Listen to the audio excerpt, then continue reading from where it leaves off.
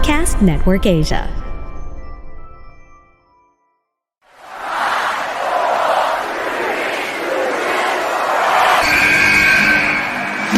What's going on? This is Xavier Woods, a.k.a. Austin Creed. I said give me a hell yeah!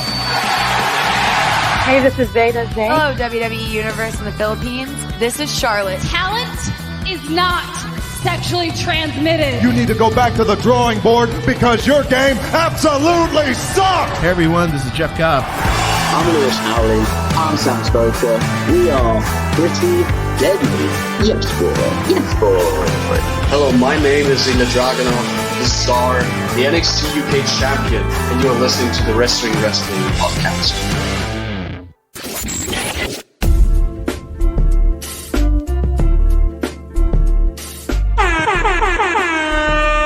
You're listening to the longest running weekly episodic Filipino wrestling podcast. This is the Wrestling Podcast.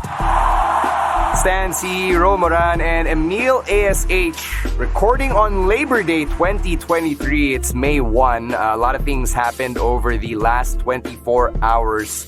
We'll probably get to the good stuff na lang in the live stream or maybe in Rowan's Patreon review, since that's where we normally keep the local wrestling bits. Unless you have anything you want to get out of your system, Emile ASH. Oh, no, you talk your talk. It's your first wrestling event ever. Wrestling in your face. So talk your shit. It was so fun. Like from beginning to end, I had so much fun. The crowd had a different energy to it. You know, like like I said, nung una hindi ako makasabay nung una because it's like the crowd is its own monster. Its own little that. beast. And yung sound ng ring talaga, like it's much louder in person than you would watch online or even on TV. So sobrang fun na experience. Every wrestler from beginning to end, they really delivered in my opinion, and sobrang saya, and sulit yung bayad and time for my first wrestling show. So that was I want to ask you something, although we can probably get into this more a little bit on Thursday, pero I wanted to ask you, since it's your first time to see live wrestling in front of your eyes, kasi I believe I had my own revelation then when I first saw a local wrestling show. Not Joshi Jam, not even the WWE stuff, not even WWFX, but an actual local wrestling show. And did it change the way you saw our homegrown performers and, you know, their particular skill level? Like, did you get a newfound appreciation for what we do? Definitely yes. Kasi again, sabi ko nga, it's different from just watching online than to being there watching it live. So I think may mga criticisms kasi na some of the wrestlers aren't on that level yet where they could be presented on a national stage online. Pero when you watch them, like all of them are really good, and they're trained well. You know, they're trained well.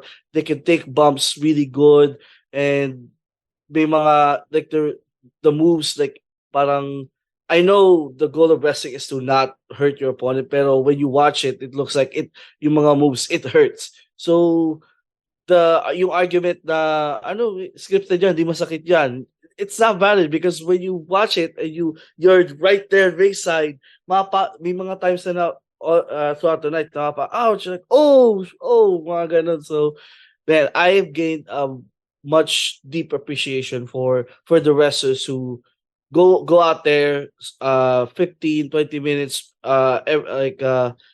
every night, or for some wrestlers every month, to take that as much bumps as they can. So respect. All right. As someone who's not from Metro Manila, babalik-balikan mo ba yung Manila just to watch local wrestling? I promised to myself after last night, definitely. Kasi I mean, I have the means now to go back and forth. Good. No, I mean, like, nakangata tayo sa buhay eh. Yes. Nakangata tayo sa sayayan. You're the second person pala who I know will travel to Manila every month now, or at least every month. Just to participate in the local wrestling. So sana mas marami pang ganun. Yeah, definitely. That's I think yun din yung goal ng companies, really grow, and if they keep delivering events like these every month, and there's no doubt it's gonna keep growing and growing and growing. Well, we're gonna try. We're gonna Yep. do our hardest to make it worth the travel and what you end up having to pay for the tickets. No, I'm just glad you guys were there for my return. Yes. You guys were able to see that live and in the flesh. So thank you for being there. Thank you for enjoying it. All right, let's get some business at hand. Again, we're recording this on Labor Day. It's a holiday. You're probably going to be listening to this on May 2. I just want to say it's my radio anniversary, and I didn't get to say this on the podcast, pero doing the podcast, especially the live streams every Thursday, has kind of scratched that itch that I have to do radio or live programming. So always thankful for the podcast, always thankful for you guys, my co-hosts, and the listeners for giving us the opportunity to keep talking about wrestling like this. Kasi for me, as someone who was taken out of the industry not by my own choice, it's great to be able to have this avenue to just scratch that itch. So let's get right to it. Let's get to our picks of the week. We're going to start with Chinos, and he's not here on the pod because he is down with the sickness. So his pick for the week, or pick of the week, is Samoa Joe's appearance on the Twisted Metal series on Peacock as Sweet Tooth. So this was something we saw online when Twisted Metal released a teaser for the series, and you could actually see Samoa Joe as Killer Clown, or as Sweet Tooth, the Killer Clown of the series. So it's not Samoa Joe's first foray into acting, kasi he has been doing some voiceover work, pero syempre iba pa rin yung doing the voiceover work and actually being on cam, even though Joe has a mask in this one. If you remember, he did voice King Shark in the Suicide Squad game that came out about a couple of years ago. So what do you guys think of this one? Have you guys played Twisted Metal? Kasi ako, I know of the game, but I never really engaged with it. My guy, that is like the first game I ever got for the original PlayStation. Yung Twisted Metal 2 was like the first original CD I got, along with NBA Live 97. So I am very familiar with the source material. On that note of Samoa Joe playing the character, he is playing the character on screen, but he will not be, ironically, he will not be voicing Sweet Tooth. So apparently Will Arnett, whom most of you will know better as BoJack Horseman, will be voicing Sweet Tooth, and I cannot for the life of me put those two together because I know what Sweet Tooth's supposed to sound like, and it's not supposed to sound like BoJack. So, ito na lang, did you watch the Lego movie? Because he was Batman in the Lego movie. Malapit ba yung voice niya from Lego Batman to Sweet Tooth? Hindi sa dapat ganun eh. Like, yung Lego Batman, I heard Lego Batman then, Lego Bruce Wayne, and medyo may pagka-gruff, understated thing pa rin. But it's not supposed to be gruff and understated. Like, it's supposed to be menacing and, menacing and nasty and freaky. So, I don't know. So basically, Samoa Joe when he called out for Wendy, AJ's wife. Oh, parang ganun siguro. So, I don't understand why they didn't use Joe, because it's pretty clear by now to most that Joe is a voice actor. So that's something I will be tuning in to see. But I will be tuning in because it's Twisted Metal and because it's Samoa Joe and because what's his name is going to be Will Arnett. No, not Will Arnett. Shit, I can't. Why can't I remember Falcon's name? Him. Anthony. Yes, Anthony. yeah. Yes, it's Anthony something. Yeah. Anthony Mackie. Anthony Yeah, Mackie. there you Jesus go. Christ. That was a brain fart for a Marvel fan like me. Yeah. So that's gonna be interesting. And also, I don't know if people are gonna be medyo raging about this because Sweet Tooth is also pretty jacked in the games, and then Samoa Joe is not quite that kind of body type. Although I respect his body type, so ano ba to? Are we gonna get? Did people complain because Twisted Metal's woke because Sweet Tooth is plus size? So Jesus Christ! But this is gonna be fun. Yeah, I'm more curious to see if they're gonna be billing Joe under his real name or under Samoa Joe. Yeah, I'm sure suit name yung gagamitin. I mean, that sucks because he owns the name, right? So he might as well, get more popularity off of a mainstream audience using his ring name.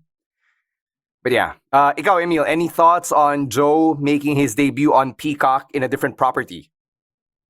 Ito, in general lang like as long as wrestlers have work na hindi sila nagte-take bumps, I'm always happy for them. So, yeah. So, plus I am too young to get the twisted metal references. Yeah. Unfortunately, marami tayong mga references lately, whether on the pod or on the Patreon Discord, that just evade you because of your youth. Yes. All right, let's get to the next pick.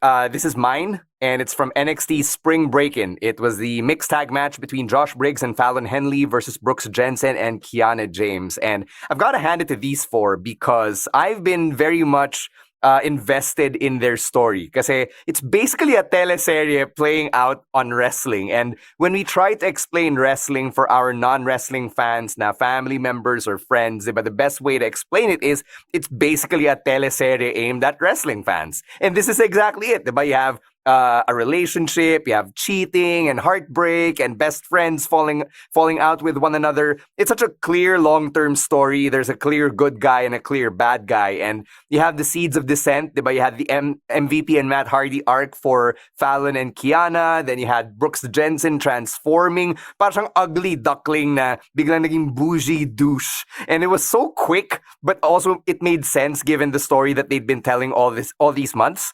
And I also appreciated how we all knew naman na Kiana James was messing around, but there was always that little room for mystery na parang, what if she isn't messing around? What if Fallon Henley and Josh Briggs really were just assuming the worst of her without getting to know her? Na malaman naman lang natin in the end na she really didn't love Brooks after all.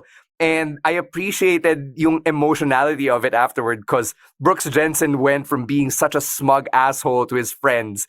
And then, nung binreakan siya bigla ni Kiana in front of the Full Sail crowd or the CWC crowd, he turns into a sad puppy dog. And then Josh Briggs turns from this really angry guy, upset that his best friend turned into this person he didn't know, biglang put his arm around Brooks. And I half expected Brooks to like push the arm away, tas makikipag-away siya lalo kay Josh Briggs, but he didn't. So it was a nice way to subvert my expectations and kind of tell you that these are people, these are human beings with a genuine, heartfelt story kahit papano. And even though it was kind of hokey, I appreciated the notes that they hit to get to this point. Yeah, no, I'll be honest. I got worked. I thought the Kiana James and Fallon Henley thing was gonna be a thing. Kasi mas naniwala ako sa character development ni Kiana James, and the porn acting got me, guys. I will admit, it got me. So the porn acting also took it to the next level with all the stuff that you mentioned. There was actually a low-key humanity written in those things. It didn't quite follow wrestling logic this time. Now, okay, just because you turn into someone I don't know, you will stay that way and there's no room for you to be redeemed. So that's pretty cool of them. And whoever is in charge of really writing the creative for NXT right now, I think that was a pretty good thing to do, pretty good story to really tell.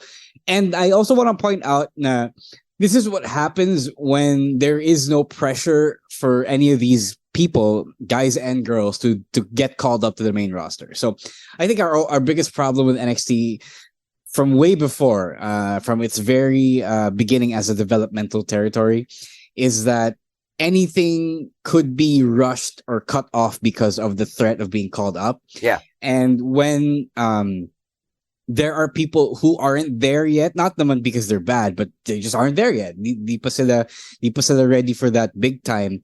There is space to just, let the story play out and have something nice a little bit. Maybe it won't be everyone's cup of tea, but there is room to just let it breathe and hit the notes that you want it to hit, as you said. So kudos to them.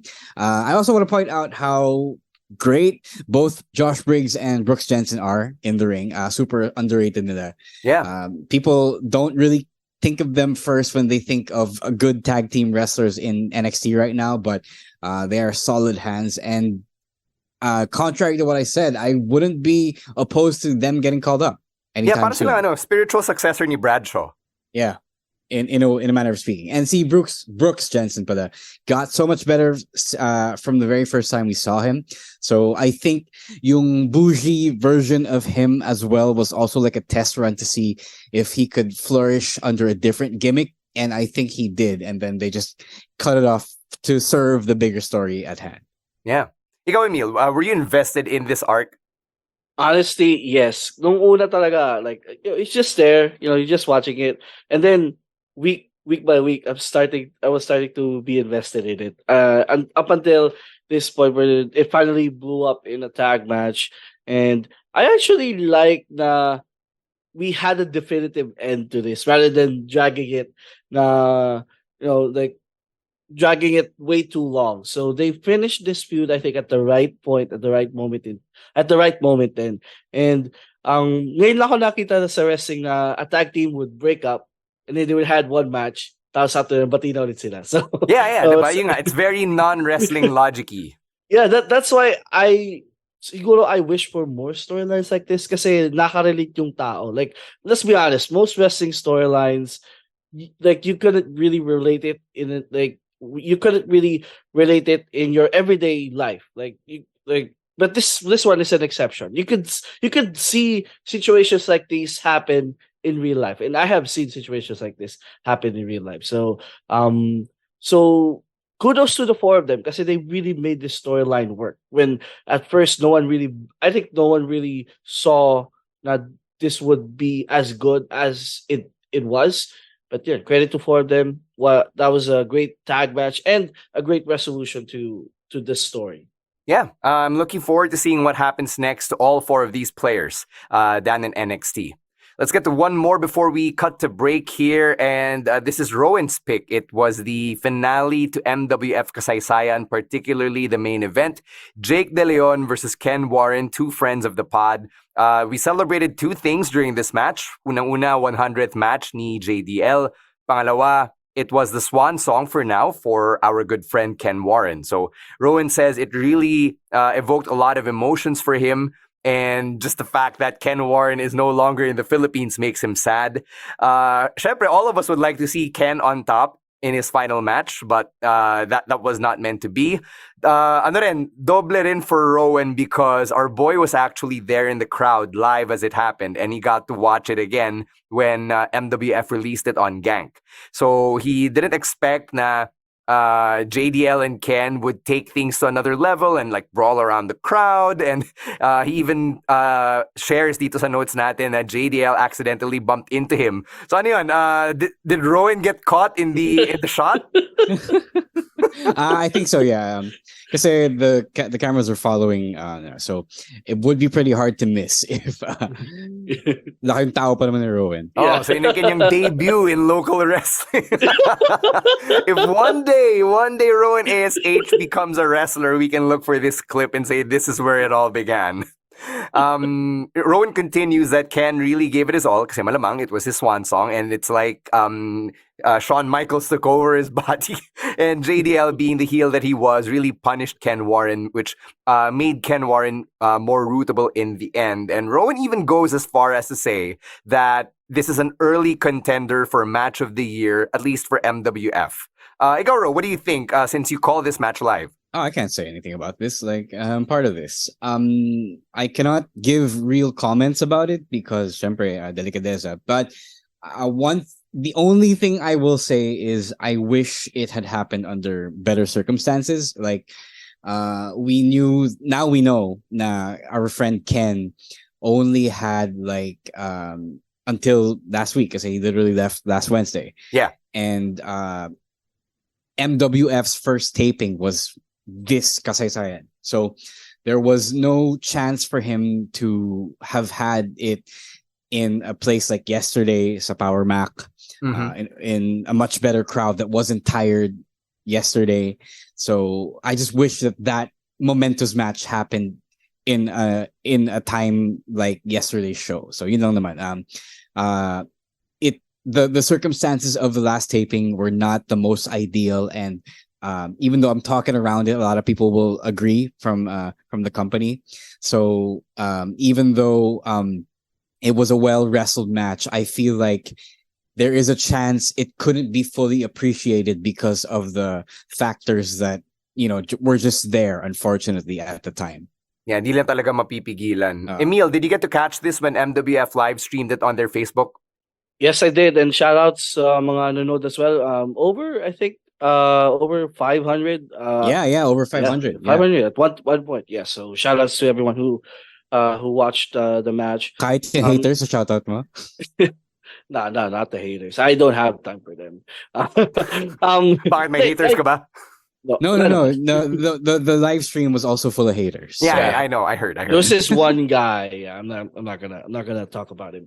But I would actually agree with Ro, kasi when Robin and I were talking last night, he said the tapings for Kasaysayan went all the way until 10 or 11 or 9 Hindi or naman. something. Hindi naman. Like sabi niya like nakauwi na siya ganun na oras. So so I understand why the crowd was the way that was how it was during the match, kasi I mean, it was literally the last match of the tapings, but it's still was a great match. I like the finish where JDL literally put Ken away with his own finisher, so that was a poetic thing right there. So, and also I also agree with Ro. I also wish he could have had Ken Warren could have had his last match with an environment like yesterday.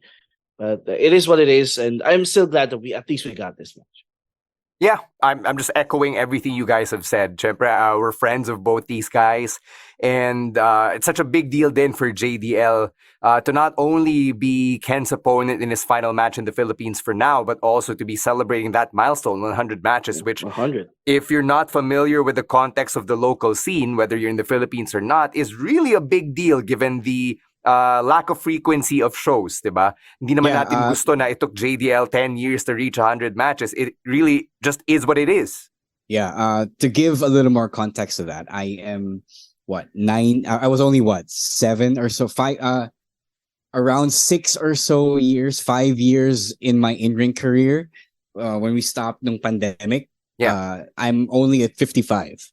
Wow. Yeah, Buti na bilang mo. Yeah. I when JDL counted his, I counted mine as well. But Okay. No, just to see where I was at, and I'm only at 55. That includes wrestling abroad. So to get to that point where JDL got, you really have to find a way to wrestle outside here, because it just won't do it. It just really won't do it if all you got is wrestling here. That ties into a lot of the different mindsets surrounding Philippine wrestling. It's because of that we're still at a young infancy stage and not as developed as we should be. But it's a whole systemic thing that I believe Emile and I already got into a long time ago. Yeah. I'd rather not get into now. But that's the context of how we're only at how someone like JDL is only at 100. Or 101 if you count 101, yung match yes. yesterday. Yes. Yeah, ganun talaga.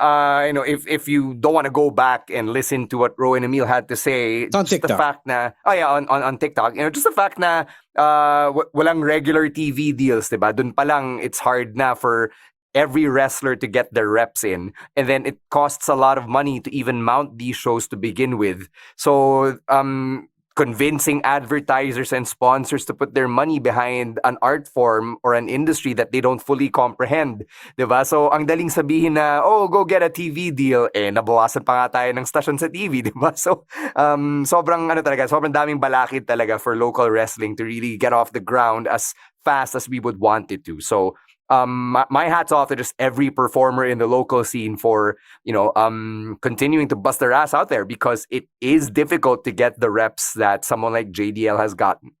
Yep. I hope someday like all of the local wrestlers can reach a 100 match mark. Yeah, that's true. Yeah, that'll be better for everyone, even the people we don't like. Yeah, even the people we don't like. All right, let's take a break. When we get back, Emile and Ro's picks of the week, they're on deck. But first, a quick word from our other podcasts on Podcast Network Asia. Let's get to the second half of our picks of the week episode, and let's get to Ro's. Yeah, my pick of the week is from NJPW. It is the junior heavyweight tag team championship match, between the United Empire, Francesco Akira, and TJP versus Two Fly, Kushida, and Kevin Knight. So pretty fun stuff. for those who are unfamiliar with how NJPW structures their shows, so there are big events. I won't call them pay-per-views because there are specifically shows that are pay-per-view and there are big events. So magkaiba talaga yan. Feels like a pay-per-view, but it's not. Those are some of those. And then there are smaller shows that feel like house shows, but are also kind of consequential because they serve as like the analog to Raw and SmackDown that builds up to the bigger show. So on this particular show, the road to NJPW Wrestling Dontaku, which is happening, I believe, soon, either a few days or... It's May's pay-per-view or May's big event. May's big event. So last Friday's event, they had a tag team championship match, junior heavyweight tag team championship match. And to put it simply, Kushida and Kazuchika Shibata's boy, Kevin Knight, won the championship. So this was a big decision because one, it's a road to big event show. So nobody really expects a title change like this. And it was wrestled as though it was a big event. So that was pretty cool. And you can see, if you're not familiar then with how the junior heavyweights do their thing on NJPW, it's pretty much the cruiserweight style on steroids. So that's pretty fun to watch. And well, it's nice to see Kushida get his flowers again, especially after a long road, a long kind of an exile in WWE NXT. And one of the LA Dojo products in Kevin Knight to get a turn with a championship. Even if it's not like the biggest championship, it kind of proves that the LA Dojo works and New Japan's progression or expansion in the West is there's something to be said about it. So pretty standard stuff, but that's not reducing it in any way. It's pretty great stuff. And it's a fun match, especially if you guys have missed watching TJP wrestle. Despite my feelings about him, I did actually miss watching him do his thing. And yeah, it's pretty refreshing. For our listeners of the podcast who aren't as invested in New Japan or its championships, every time the junior heavyweight tags are being mentioned, natutuwa ako because it takes me back to how I first got into New Japan, which is yung mga Fatal 4-Ways about the start of Wrestle Kingdom. For those tag team championships, you'll have teams like Red Dragon and the Young Bucks. Those two are my favorite teams in those cluster Fs, for lack of a better term. So, our friend Robbie Eagles has also held this championship alongside Tiger Mask of all people. So there is prestige behind the IWGP Junior Heavyweight Tag Team Championships. I will say that. Meron naman. Yeah, this one is fun. Yeah, sorry. It's big din kasi sorry Emile. This United Empire Subunit has also had one of the longer reigns, so medyo big deal na natalo sila. And strangely, on a smaller show like this. Sige, Emile, go ahead. Sorry. Yeah, I am continue to be impressed by United Empire. Like, yung all of their will in the main event scene, and they got Aussie Open in the tag heavyweight scene, and even TJP and what was his name? Francesco Akira. Yeah, Francisco Akira. As I watch more NJPW this year, the more I am impressed with this whole faction. Kasi all of them can really go. Walang someone who's like Bad Luck Fale who's whoa, sir. Let's not disparage the head trainer of the New Zealand dojo. I mean you get what I mean. Like no. I don't get what you mean. All right. I don't agree. So talk your talk. I know. If you're gonna talk shit, Young Buck, you better back it up. That is the head trainer of the New Zealand dojo. Maybe just because I don't like his style. Like I'm not saying like he's not that good. Like yung style kasi na gusto ko, like everyone in the United Empire, I like how all of them wrestle. Like there's no someone I don't want to watch his match, or I don't like his style. Yung ganon. That's why I'm really impressed with United Empire, and siguro they could get another crack at the junior heavyweight tag, TJP and Akira. But Kevin Knight, really impressive. Also, my first time seeing Kevin Knight in action, and I like yung finisher nila ni Kushida, like very unique. I haven't seen it being done before. So that was a really good match. And while I was watching it, I thought the match would just go about like 10, 12 minutes, and then they have this crescendo where it would go up to a point I am already popping throughout the middle until the end of the match. So for road to New Japan show, it was really good. Yeah. As a Road to Wrestling Dontaku from April 27th. That's when this match aired. All right, let's get to our final pick of the week, and it's yours, Emile. All right, so my pick of the week, this is from SmackDown during the draft last Friday. It was the main event of SmackDown between Kevin Owens and Sami Zayn versus the Usos for the undisputed WWE Tag Team title. So this is a rematch from main event of WrestleMania Night 1. And, it wasn't as great. I mean, that was a 5-star classic, but this one was still good. It wasn't as great as the WrestleMania main event match, but it was still a great bout between these two. And I love how the Usos acted throughout the night. They had that promo where they were basically enumerating ways that they were trying to contact Roman Reigns, but Roman really doesn't want to talk to them. Oh, no sila.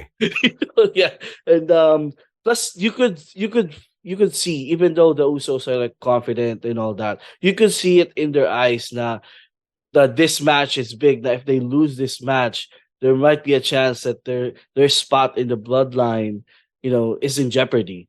And I was afraid that Solo was gonna get involved again, because that has been the theme of their matches recently. But thank God for Riddle as the equalizer. Yeah, I just wanted to cut you in real quick. I wanted to point that out because they conditioned us that Solo was going to do something, and they did. And then they played on that expectation by having Riddle come in and finally foil him. Kasi, that's a big moment. May konting build up and resolution yan. Yeah, but also the involvement ni Solo, the way I was conditioned is he wasn't going to attack KO and Sami. He was going to attack the Usos in the event that they, lose, which they did. So yung disappointment on Solo's face was very layered kasi hindi mo alam if it was a sigh of relief, I guess, na he didn't have to turn on his brothers kasi Riddle got to him first, or parang... No, but he still could have, though. I mean, why did he, if that was what he was gonna do, then why would he stop? Kasi wala nang airtime yung wala nang airtime lumabas na yung Chiron eh. He was there. He was still there. He was still there. Layo niya, nasa siya, may crowd na siya nun. Yeah, wala nang time. Fade to black na eh. But yeah, there's something I enjoyed about this whole match and the segments leading up to it is how Paul Heyman and Solo were literally stabbing the Usos in the back. Like they were conducting their business literally behind the Usos. And then tong kambal naman, alam mo yung walang kamuhang-muhang, parang halatang gagaguhin na kayo nitong dalawa. And they had no idea. That's why Paul told Jimmy to watch the show, diba? But yes, it is kind of slightly concerning that the Usos are being made to look stupid here. Yeah, they look so naive. Yeah. Yep. Yeah. But anyway, sorry, Emile, you weren't done. Sorry. Again, I'm just so glad that KO and Sami retained. Like I said on the stream last Thursday, it was way too early for them to lose the tag team titles. Plus, mas interesting yung storyline now na the Usos lost another opportunity for the tag team titles, and they are in hot water in Roman's eye. So I'm interested to see where this goes. As far as Solo turning on the Usos on that episode, iniisip ko din yun noong una. But then I realized, they still have that 6-man tag at Backlash. So maybe wouldn't make sense there. But maybe sa Backlash, maybe something will go down there. So yeah, I actually agree with that. And again, before that, I mentioned, I believe last week, the whole Usos bloodline story is predicated on them losing this rematch. Yes. So because they lost the rematch, now we know for sure na may mangyayari talaga. Even though that wasn't ever in doubt.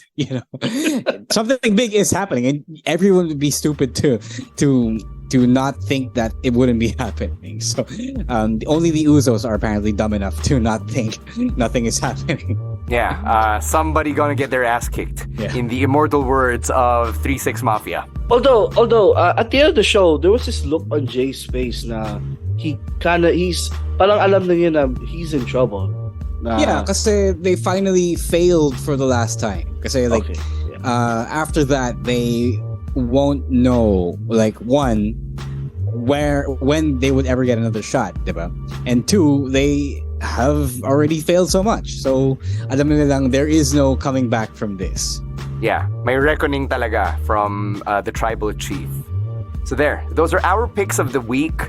If you have any of yours that you'd like to add to the conversation, then please hit us up, as always, at Wrestling2XPod on Twitter and on TikTok. And keep engaging with the pod on social media, Facebook, Instagram, and Spotify. It's at Wrestling Podcast. You hear it every week on every episode, so I'll just drop the link really quickly here. Patreon.com/Wrestling Podcast if you want to be part of our growing Discord community, as well as our watch parties and the upcoming pasabays, which should be happening again at least once more this calendar year. Individually on social media, you can hit us up. It is at EML_Meister, at Monday Night Rowan, at Chino Supersized, at Rowiswar, and at @Stan C. We will catch you again this Thursday at 7 p.m. on Facebook and YouTube for our weekly live stream. Thank you so much to our team over at PNA, all of the producers and all the staff for all of the work that they do behind the scenes. And we'll hear from you again on Thursday when we get together. Until then, stay safe, stay healthy, and don't be a dick. Wrestling Podcast out. Bye-bye. Peace.